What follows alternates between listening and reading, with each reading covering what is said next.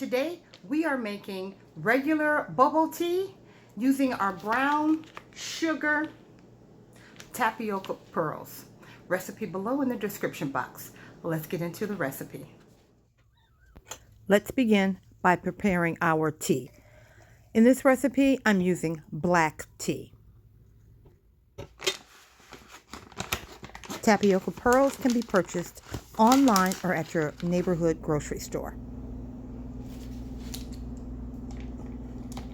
Next, we're ready to layer our pearls, our ice, milk, and tea.